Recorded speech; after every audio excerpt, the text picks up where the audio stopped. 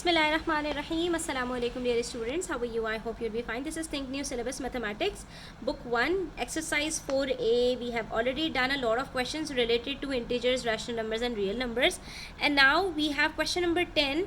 So in question number 10 it says, Bernard said since 7 is greater than 4, as we all know that yes, 7 is greater than 4 because 7 is on the right of 4 on the number line, and we know that every number that is on the right side of another number is greater than that number.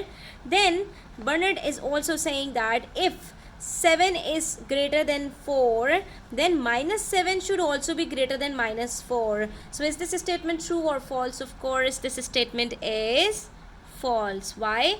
Because we know that the numbers that are on the right of another number are greater, but the numbers that are on the left of the number, another number, is less than that. So if we draw a number line over here and mark the numbers on it as let's say, because we go on the left side of the 0, minus 1, minus 2, minus 3, minus 4, minus 5, minus 6, and here comes minus 7. They are saying that if 7 is greater than 4, then minus 7 must also be greater than minus 4, and that's absolutely wrong, because here we have minus 7 on the left of minus 4. You can see that minus 7 is on the left of minus 4. Minus 4 is on the right of minus 7. Hence, minus 4 is greater than minus 7. And we also have learned it really well that minus 1 is the greatest negative integer among all the integers. ठीक है, जब हमारी counting 1 से start होती है positive integers में, तो 1 is the smallest integer, smallest positive integer.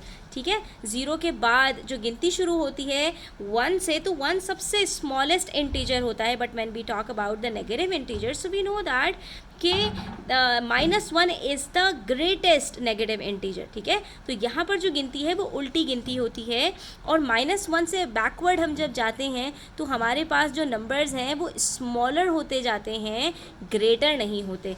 तो जितना छोटा नंबर दिखता है नेगेटिव इंटीजर्स में वो उतना बड़ा होता है. तो यहाँ पर हम क्या कहेंगे कि minus 7 is smaller than minus 4 because it is on the left of minus 4. Minus 4 के लेफ्ट साइड पर जितने भी नंबर्स आएंगे वो सारे माइनस 4 से स्मॉलर होंगे, और माइनस 4 के राइट साइड पर जितने भी नंबर्स आएंगे they will be greater than minus 4. So we can say that minus 3 is greater than minus 4, minus 2 is greater than minus 4, minus 1 is greater than minus 4, and then 0, and all the positive numbers are definitely greater than all the negative numbers which includes minus 4 as well.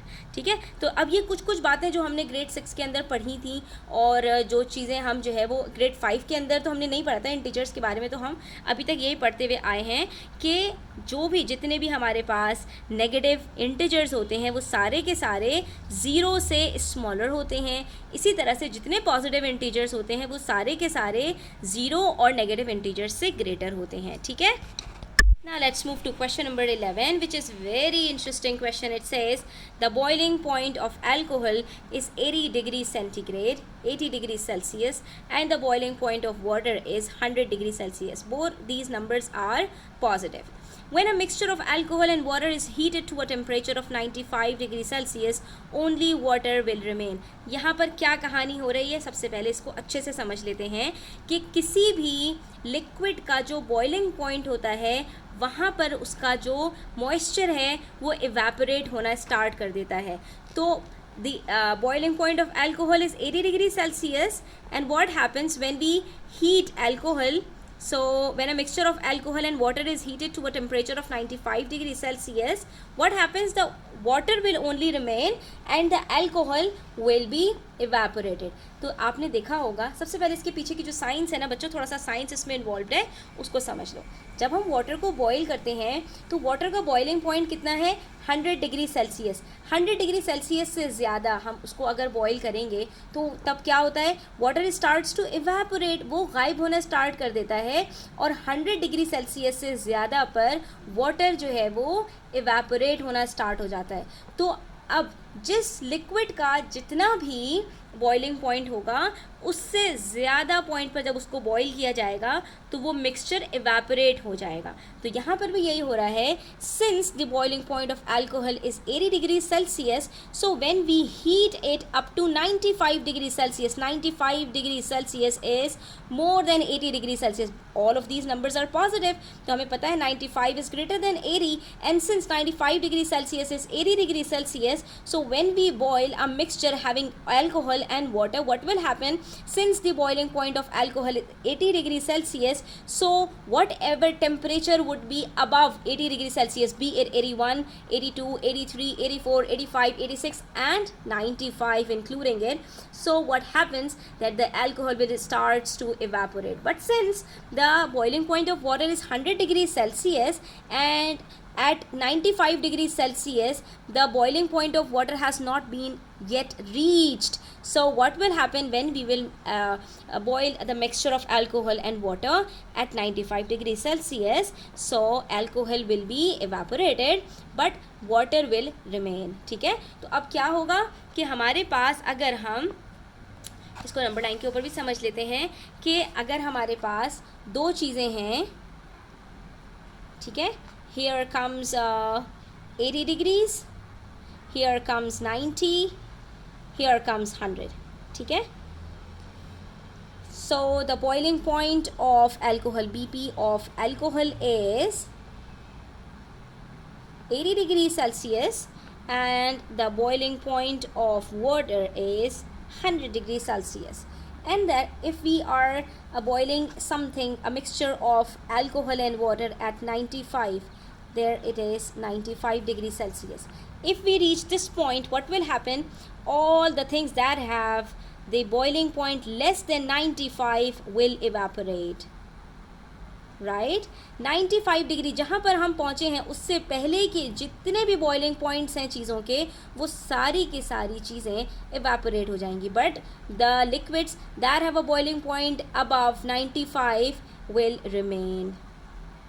इससे क्या बात पता चली कि जब हम कोई भी एक सर्टेन किसी भी चीज़ को बॉईल कर रहे हैं तो जब उसका बॉइलिंग पॉइंट रीच हो जाएगा, पहुंच जाएगा, तो वहाँ पर उससे पहले वाली जितनी भी चीज़ें हैं तो वो क्या होंगी, इवेपोरेट हो जाएंगी और उसके बाद वाली जो चीज़ें हैं वो बाकी रहेंगी. ठीक है, तो अब वाटर का बॉइलिंग पॉइंट 100 पर आएगा. 100 से ज़्यादा टेम्परेचर पर अगर हम किसी भी चीज़ को बॉईल करेंगे, पानी को बॉईल करेंगे, तो वहाँ पर पानी भी गायब हो जाएगा. ठीक है, इवेपोरेट हो जाएगा. Now the important point of the question comes the boiling points of liquid nitrogen, liquid xenon and liquid oxygen are minus 196 degree Celsius, minus 108 degree Celsius and minus 183 degree Celsius. अब आपसे क्या कह रहे हैं, तीन हम आपको लिक्विड्स बताते हैं.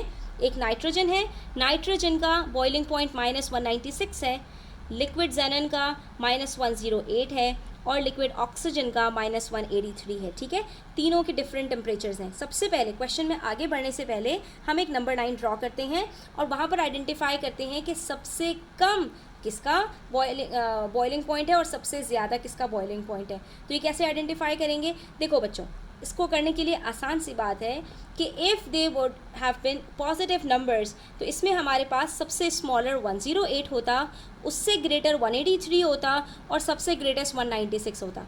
अब यही चीज़ रिवर्स हो जाएगी जब हम नेगेटिव नंबर्स में करेंगे. तो अब 196 minus 196 is the smallest, minus 183 would be the middle one and minus 108 will be the greatest boiling point. ठीक है, ये सबसे ज़्यादा है, ये सबसे कम है और ये बीच में है. ठीक है, सबसे पहले हमने यहाँ पर नंबर लाइन के ऊपर तीनों को हमने लिखा. ठीक है, और हमने सीक्वेंस में लिख लिया. नाइट्रोजन का माइनस 196 बॉइलिंग पॉइंट है, ऑक्सीजन का माइनस 183 है और जेनन का माइनस 108 है.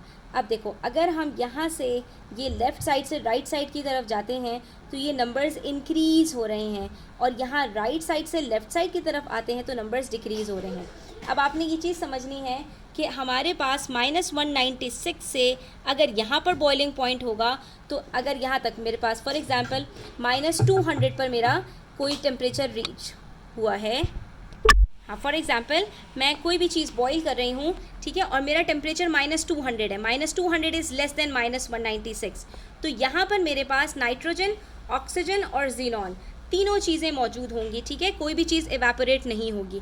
But as soon as the temperature will increase from 196, for example the temperature comes at -190, ठीक है, जैसे ही मेरा बॉइलिंग पॉइंट -190 पर पहुंचेगा तो -196 क्योंकि नाइट्रोजन का बॉइलिंग पॉइंट है तो -195, -194, -193, -192 ये सारे क्या हैं, ये बॉइलिंग पॉइंट नाइट्रोजन का पहुंच चुका है. तो जैसे ही ये -195 से राइट साइड पर मूव करना स्टार्ट करेगा नाइट्रोजन इवेपोरेट करना स्टार्ट कर देगा. यानी if the temperature would increase from 196, ठीक है, तो the nitrogen will evaporate. Similarly, if the temperature will exceed -183, like if it reaches as -182, -181, -180, ठीक है, और -170, -160 और समथिंग, ठीक है, तो जब टेम्परेचर यहाँ पर पहुँचेगा तो ऑक्सीजन भी इवेपोरेट हो जाएगा. जैसे ही -183 से एक्सीड करेगा, इंक्रीज़ करेगा, जैसे ही उससे ज़्यादा होगा वैसे ही ऑक्सीजन भी इवेपोरेट करना स्टार्ट कर देगा. और इंक्रीज़ के अंदर -184 नहीं आएगा. अब इस चीज़ को आपने बहुत अच्छे से अंडरस्टैंड करना है, इसीलिए मैंने नंबर 9 बनाई है, ठीक है. तो ये इससे इंक्रीज़ कब करेगा, जब -182 होगा, -181 होगा, -180 होगा, -170s में होगा, -160s में होगा, -150s, -140s, ये सारे के सारे यह पॉजिटिव नंबर में चला जाएगा तो ये ऑक्सीजन का जो बॉइलिंग पॉइंट है उसको रीच कर जाएगा, ठीक है.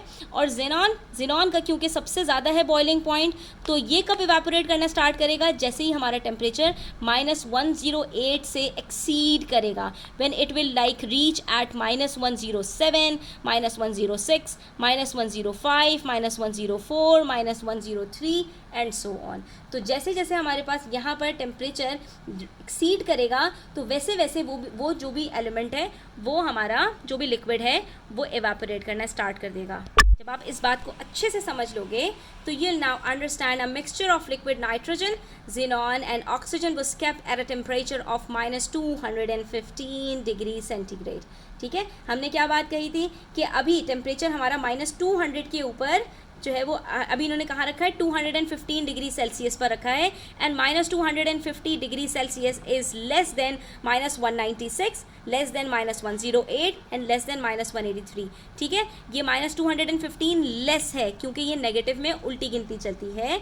तो -200 से पीछे की तरफ जितना भी हम जाएंगे वो सारे के सारे टेम्परेचर्स लेस होंगे. और जब तक ये टेम्परेचर यहाँ पर -196, -108 और -183 से एक्सीड नहीं करेगा इन तीनों एलिमेंट्स में से कोई भी चीज़ इवेपोरेट नहीं करेगी. ठीक है, जब -186 से ज़्यादा होगा टेम्परेचर तो नाइट्रोजन इवेपोरेट करेगा. जब -108 से ज़्यादा होगा तो लिक्विड ज़ेनॉन इवेपोरेट करेगा. और जब -183 से ज़्यादा होगा टेम्परेचर तो लिक्विड ऑक्सीजन इवेपोरेट करेगा. इस चीज़ को आपने अच्छे से समझना है. और -215 टेम्परेचर ज़्यादा नहीं है, कम है इन तीनों से. तो जब इन्होंने इस लिक्विड को रखा तीनों का टेम्परेचर क्या था -215. The mixture is then warmed to a temperature of -185 degree Celsius. ठीक है, उसके बाद जब इसको इन्होंने हीट किया तो ये टेम्परेचर -185 पर पहुंच गया. Which of the liquids will turn into a gas, explain. तो अब ये बताओ इन तीनों में से कौन सा टेम्परेचर है जिसका बॉइलिंग पॉइंट पहुंच गया है और वो इवेपोरेट कर जाएगा. टर्न इनटू अ गैस का मतलब है इनमें से कौन से लिक्विड्स हैं जो कि इवेपोरेट कर जाएंगे -185 डिग्री सेल्सियस पर. तो अपनी नंबर लाइन की तरफ वापस चलते हैं, वहाँ से असेस कर लेते हैं. जब हमने स्टार्ट किया था इसको तो हमारा जो टेम्परेचर था वो -215 समवॉट यहाँ कहीं रहा होगा. ठीक है, ये रहा -215 और आप देख सकते हैं कि -215 इज़ लेस देन -196, -183 एंड -108. इसका मतलब है कि यहाँ पर तो ये तीनों के तीनों लिक्विड्स रहे होंगे. ठीक है, दे ऑल हैव रिमेन्ड. उसके बाद ये टेम्परेचर यहाँ से इंक्रीज़ होता होता होता होता होता कहाँ तक पहुँच गया -185 समवॉट हियर. ठीक है, ये टेम्परेचर यहाँ पर पहुँच गया है -185 जो कि -196 से ज़्यादा है और -183 से कम है और -108 से भी कम है. तो अब यहाँ पर ये जो -183 और -108, ये दोनों लिक्विड्स का बॉइलिंग पॉइंट अभी तक भी नहीं रीच हुआ है। इसका मतलब ये हुआ कि -185 is less than -183 and -108, that are the boiling points of oxygen and xenon respectively, hence they will remain at -185 degree Celsius. ठीक है, -183 से जब तक टेम्परेचर कम होगा, जब तक हीट आपकी -183 से एक्सीड नहीं करेगी, तब तक ऑक्सीजन और xenon इवेपोरेट नहीं करेंगे। तो फिर किसने इवेपोरेट किया होगा? ऑफ कोर्स जिसका बॉइलिंग पॉइंट रीच हो चुका है, that is nitrogen. So it means by the time the temperature has reached -185 degree Celsius, nitrogen would have evaporated. ठीक है, नाइट्रोजन इस टाइम तक इवेपोरेट हो चुका होगा, because -185 degree Celsius is greater then -190 degree Celsius. ठीक है, बस आपने इस चीज़ को समझना है। जब भी किसी एलिमेंट का, किसी भी लिक्विड का बॉइलिंग पॉइंट रीच हो जाता है, जब वो एक्सीड कर जाता है, तो वहाँ पर वो लिक्विड इवेपोरेट करना स्टार्ट कर देता है, वो गैस में टर्न होना स्टार्ट कर देता है। और इसके लिए क्या इंपॉर्टेंट है? जो भी बॉइलिंग पॉइंट है, आप उसके बॉइलिंग पॉइंट से ज़्यादा टेम्परेचर पर उसको हीट कर दें। तो -185 ग्रेटर है -196 से, इसलिए इस टेम्परेचर पर नाइट्रोजन इवेपोरेट कर जाएगा। लेकिन -185 इज़ लेस देन -183, तो -85 डिग्री सेल्सियस के ऊपर ऑक्सीजन इवेपोरेट नहीं करेगा। Similarly xenon has the temperature boiling point of -108 and -108 is greater then -185, तो इस टेम्परेचर पर -185 पर xenon भी इवेपोरेट नहीं करेगा। ठीक है, तो ये आज के हमारे यहाँ पर क्वेश्चन नंबर 10 और 11 हमने डिस्कस करना था। तो आई होप कि आपको ये क्लियर हुआ होगा। स्टिल कोई क्वेश्चंस हो, क्वेरीज हो, कमेंट सेक्शन में आप पूछ सकते हैं। Thanks for watching the video till the end and do subscribe to my channel if you are new and don't forget to share it with your friends as much as possible. Take care, अल्लाह हाफिज़।